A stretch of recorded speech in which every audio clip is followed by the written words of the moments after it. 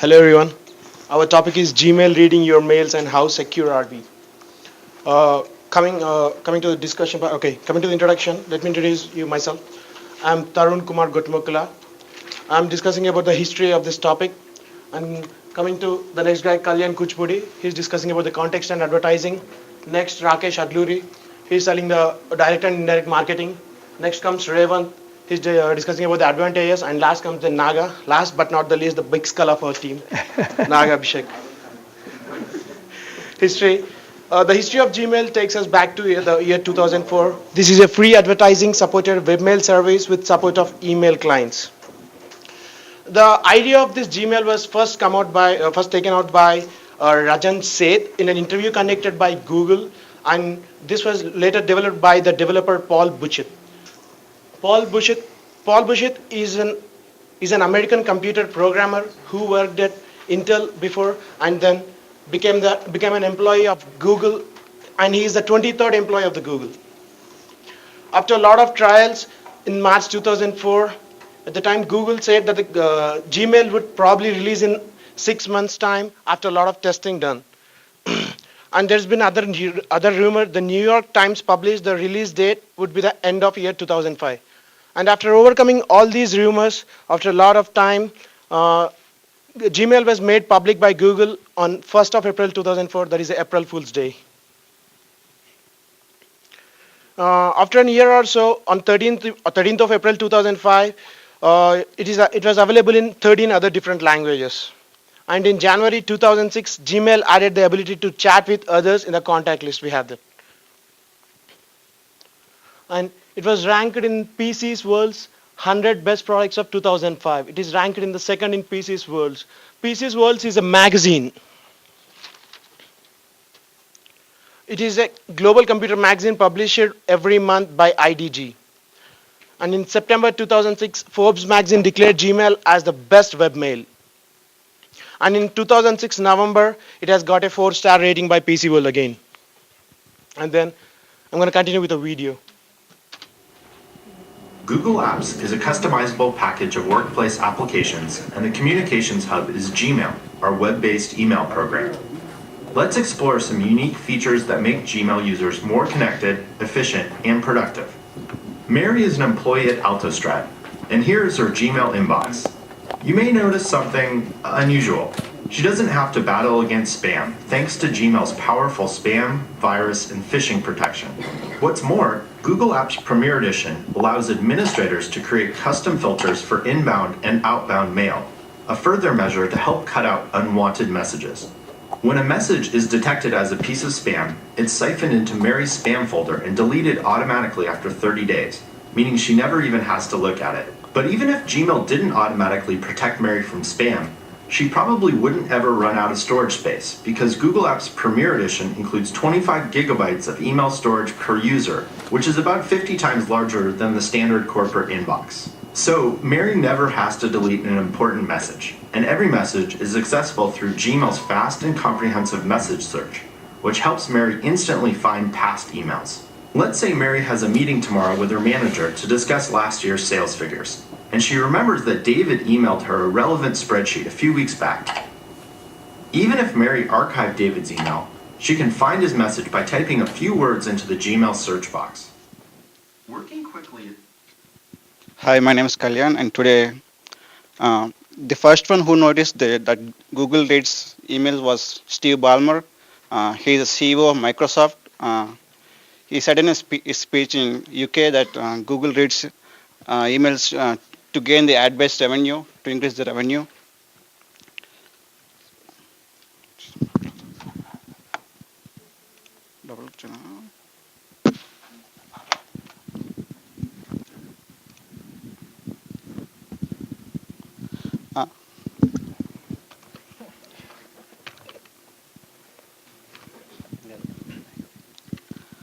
This is a process how Google reads the email.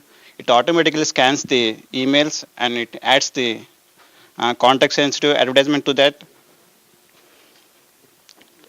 Like Google has a context sensitive software which scans the content of the email and it searches the keywords which make sense, and according to that The ads are generated.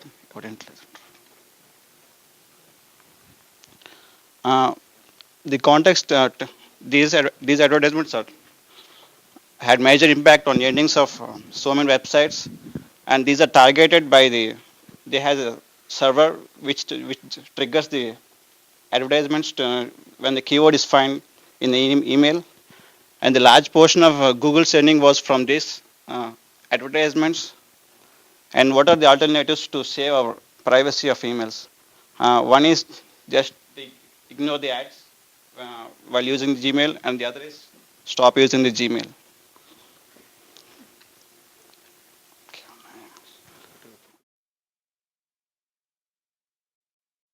He's everywhere and nowhere at the same time. He peeks at every subject in unreal time, probing every sentence and all your punctuation. Got his nose in every colon in every situation. He's the Gmail man. Zucchini, volcano, oh, lava, birthday, thanks, polar bears. Hey, mailman. Are you looking at our mail? No, I'm looking at everyone's mail. How can you do that? Well, sometimes when a person really loves their Gmail very, very much, the two get together and an ad is born. Ew. You can't do that, mailman. Of course I can. I'm not a mailman. I'm the Gmail man. Gmail man.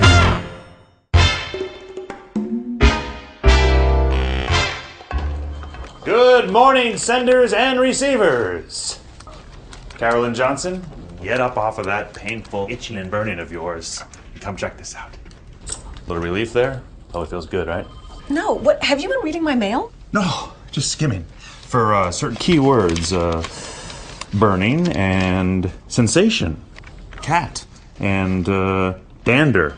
Good news is there's an ointment for 4 out of 4 of those, brought to you by Pharmaceutico. Would you like a free 2-week trial? No, actually I wouldn't, because I was actually writing about a lasagna. I was afraid of burning, and my husband said it was sensational. I have a cat named Dandy, but it's really actually none of your business. It's my business, your business. It's all business. It's the business of advertising, personalized for whatever you're Gmailing. Isn't that kind of wrong? Who cares? Gmail man. His favorite game is peekaboo, his favorite word, so what? He smiles in your face when you stutter, but his ads are unsolicited, based on what you type. Makes you wanna ditch Gmail and go Office 365. He's the Gmail man. So based on the video, everyone knows how Gmail scans their mails by using sensitive data and by using the AdSense program. So here is a simple example between conversation between two friends. The message is like, "Hey Steve, I'm planning a trip to Canada. Would you join us?" Here the keywords are trip and Canada. These are the keywords, and based on the AdSense program, the Gmail scans the mail, and then ads are developed. So you can see that for a simple example. So this is the ad or pop-up which when they read the mail. So based on the trip and Canada, this ad is developed. So let's see a small video about Rocky Beavers, www.offlinearbitrago.org. If you are considering the options in terms of your marketing strategy, be sure you know the difference between direct and indirect marketing. Both are effective, but you may prefer one over the other depending on the approach you would like to make toward potential customers with your company. Direct marketing is the popular form in traditional media. Direct marketing is a strategy that businesses use to advertise to their base of potential customers. These are the ads you see on television, in the newspaper, in magazines, and on billboards. The ads are selling something to you as directly as possible. They establish the company, the product, and what you get when you buy the product. Look at any window in the mall and you will likely see several examples of direct marketing. Another example of this can be seen in a movie theater. The previews that appear on screen before your feature presentation are all advertisements that fall under direct marketing. Though it is slightly a different scale, the idea is the same. In direct marketing, One of the movements happening online is that of indirect marketing. Publishers and manufacturers are catching on to what consumers want, which is proof that they should invest with a company. Indirect marketing is a way to achieve this, as in most cases it provides something of value upfront for free. You will see this with free ebooks, blogs, and videos all dedicated to helping the visitor. So let's talk about indirect marketing is. So what are ads that are in Gmail that comes in indirect marketing? It is nothing but the distribution of a particular product through a channel that includes one or more resellers. It is a way of marketing a product or idea or services to a customer indirectly. And for example, I can tell you same thing happened if in an example between two friends, like conversation when they talk about something based on the keywords, the the ads will come. That's nothing but the indirect marketing. And both are, and the direct and indirect marketing both are reflective, but the way you approach to the customers depends. When coming to the direct marketing, it's nothing but going to only potential customers. It is a sometimes controversial sales method by which advertisers approach only potential customers directly with products or services. The most common forms of direct marketing are telephone sales, sending mails, sending emails, and catalogs, brochures, and etc.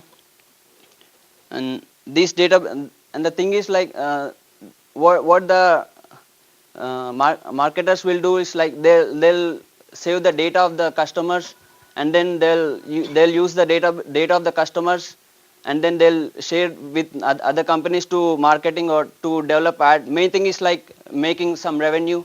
So Gmail is using these ads to make some revenue. So for every click, for every click, there will be some revenue.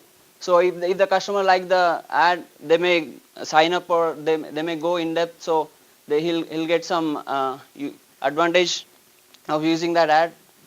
That helps the customers to solve the problem.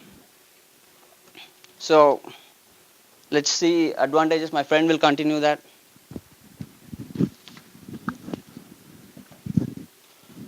Hello everyone, and I want to continue the advantages of Gmail. And Gmail is leading of all email services, and it has a lot of features and advantages when compared with all other emails. And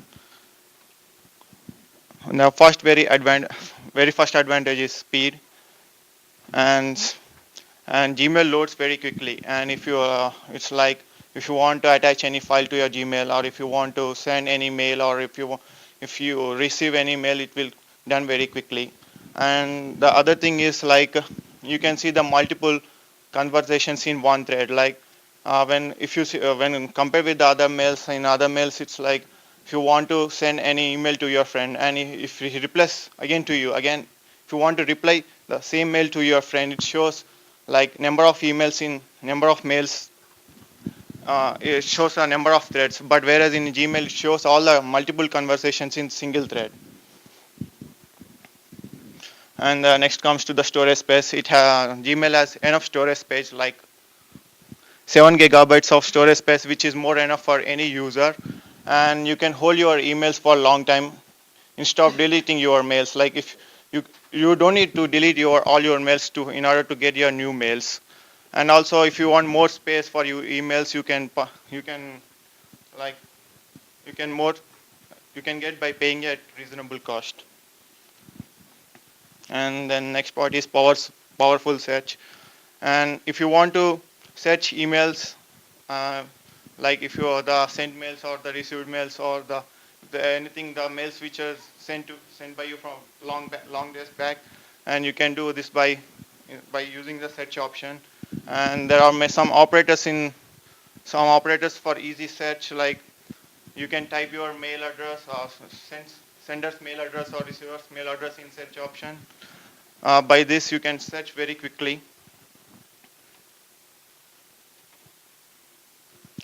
And then next come to HTTPS, and it's nothing but hypertext transfer protocol secure, and this is for the security reason. And in Gmail, user is provided with encrypted and authenticated communication. Like you will have the user mail and password, so that the any other users can't access your accounts. So this is the main purpose for hypertext transfer protocol secure, and it provides more secure when you access your account from public locations. And Naga will continue the rest of topic. Hello, everybody. My name is Naga, and I would like to. This is the last section. This is the disadvantages of the Gmail using the policy, as well as the disadvantages of Gmail. The first disadvantage, which is discussed widely, was 24-hour lockdown. Everybody knows that whenever we try to uh, use a password which is incorrect for 3 times, the Gmail has a policy to lock down the account for 24 hours. And there have been many reports that a large number of companies which depend upon Gmail for their normal day-to-day activities went into losses because of this. And the other disadvantage would be that Gmail or Google doesn't have a really good concert like any help desk where people can call in and say, "Oh, sorry, we have just entered a wrong password and we need to recover the new password." The major one would be also the privacy. This is a really big topic which was discussed because as we see the Gmail man in the video, he just tries to see everything. So Google uses this concept of AdSense where they try to skim through every email for keywords and try to focus, give you advertisements which you may not even need. The disadvantage which people actually saw was the first thing that they thought their privacy was being invaded by Google by scanning through their emails. The second was the lack of speed. Because of the advertisements, the data used was large. The speed was being used up, the internet speed. The last advantage would be the downtime. There was a time in recent history where Google couldn't support all the Gmail users at an instance, and it was down for 3 hours, and many companies had to go through a lot of problems because of the downtime. Google does have a lot of servers right now, like 8 all over the world, but there have been many instances where a few of them had crashed or slowed down in the process, and many companies had to face a lot of loss because of this. I would also like to summarize everything here. So we actually started with Gmail's concept of reading the emails, and we went through the history. We went through when the Gmail was actually invented, how it came up. Then we discussed the context text advertisement, as well as the indirect marketing strategy used in order to make revenue for Google and Gmail. And we also went through the advantages and disadvantages of the policy being implemented by Gmail in order to make revenue. One of the advantages is that the policy has also been used by FBI and various governments to detect many planned criminal activities as well as terrorist activities. The most famous one was an email which was found in this scanning process prior to 9/11 attacks, which was notified to the FBI, but they didn't take it seriously. And there have been many reports where many planned crimes have been stopped in major cities, and IBM and Gmail Google have combined to form this pattern recognition theft control, where they have these patterns based upon which many police and as well as FBI and CBI all try to prevent crimes which are planned. In conclusion, my conclusion would be that every company needs revenue, so Gmail has its own feature, that's a program called AdSense, which they use in order to make some revenue.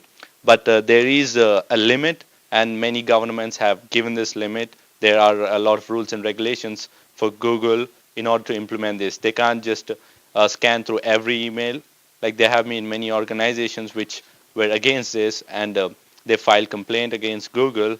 Microsoft was one of them, and some they have paid filters where using which Gmail cannot be read by the AdSense program anymore.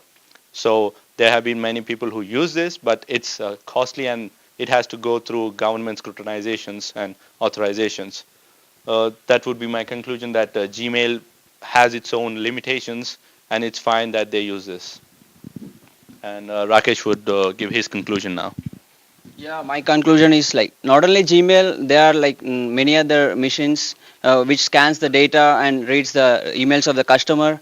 So Gmail does not read the data; they just scan the data and they don't give to someone else or to any other company. The main thing is like Google has its own security measures. So and the reason going through everyone mails it would be affect a normal user. Thank you. And my conclusion was, as a user of Gmail, I will not encourage Gmail to scan my mails. But if you see in the perspective of Gmail, they are providing the service to millions of people as free. So they need some revenue. So I think they can make some money from that.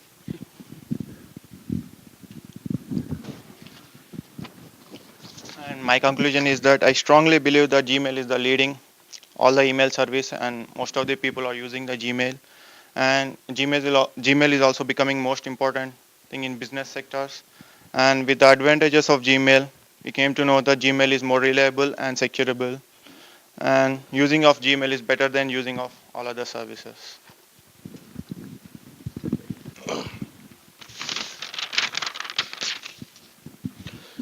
Google has been one of the best companies in terms of services as well as technologies. I think Google has done nothing wrong when it scans through the emails either for security or making for money. I've been using Gmail from long time, but I haven't been into any problem. But due to these pop-ups and messages, the only disadvantage I can find is like the speed of the internet can be slowed down. That's it. Thank you. Any questions? Any questions? Email, Gmail, Google? If you don't have support, technical support, you just break your head or hit your head in the wall or what?